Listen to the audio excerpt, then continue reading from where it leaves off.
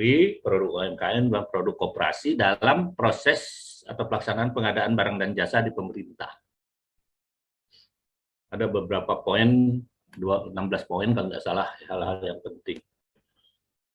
Ya, Presiden RI sekarang sudah mengeluarkan instruksi Presiden nomor 2 tahun 2022 tentang percepatan peningkatan penggunaan produk dalam negeri, produk UMKM, dan koperasi.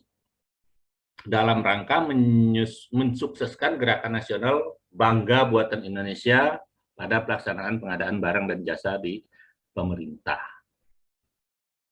Ini intinya dulu. Nah, di dalam Inpres tersebut ada 16 poin yang ditekankan. Instruksinya pada seluruh jajaran. Yang pertama itu menetapkan dan atau mengubah kebijakan dan atau peraturan-peraturan perundang-undangan. Jadi menetapkan atau mengubah kebijakan-kebijakan di dalam peraturan perundang-undangan yang ada, termasuk aturan-aturan di perusahaan masing-masing. Tujuan adanya penggunaan produk dalam negeri ini meningkatkan daya saing barang ataupun jasa dalam negeri itu dalam kancah perdagangan internasional. Itu diharapkan tuh seperti itu gitu.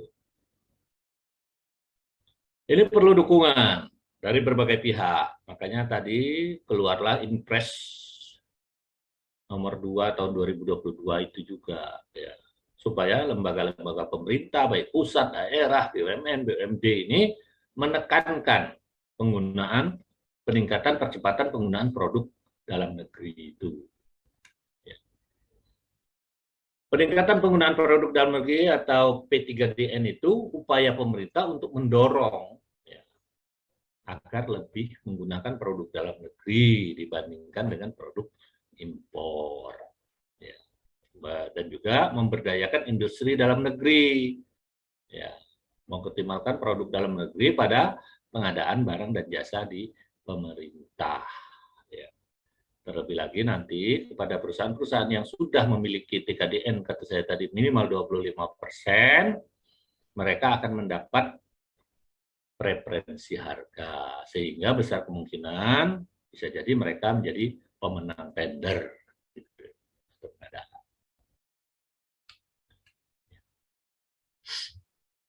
HPS kali Pak tadi. Oh, HPS ya. HPS itu kan harga perkiraan sendiri. Oh.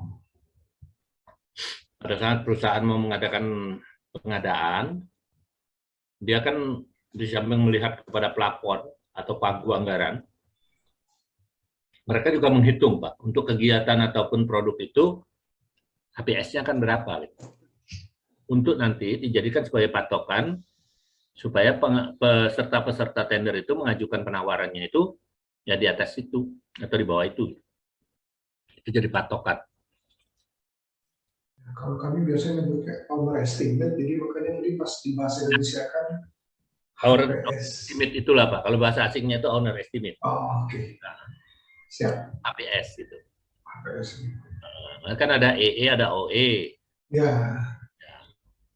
Inilah, itulah yang dimaksudkan HPS itu ya di situ, sama dengan OE kata Bapak itu, owner estimate. Ya. Siap. Okay. Jelas. Dari yang saya tampilkan ini bergeser Pak, dari yang tadi Pak. Ya. Bergeser Pak. Bergeser ya. Sekarang yang muncul Perpres 16 tahun 2018 itu tentang kewajiban penggunaan produk dalam negeri kan. Betul. Itu sudah dicantumkan di situ, TKDN dan BMP itu ya disyaratkan di atas 40%. Oh, berarti TKDN sendiri, BMP sendiri, Pak? Ya, dua-duanya itu 40% lah. Ya. TKDN-nya minimal 25. 25. Ya. BMP-nya 25. Oke. Nah ini Pak, jadi sama seperti yang saya sampaikan tadi, peserta tender atau pengadaan kita itu tidak hanya dihitung atau dinilai dari sisi administrasi, teknis, dan penawaran harga saja, tetapi harus berapa persen TKDN dan BMP yang mereka capai. Sehingga kalau dia itu sudah 25%, 25%, ya kalau dia sudah TKDN-nya 25%, dia akan mendapat preferensi harga.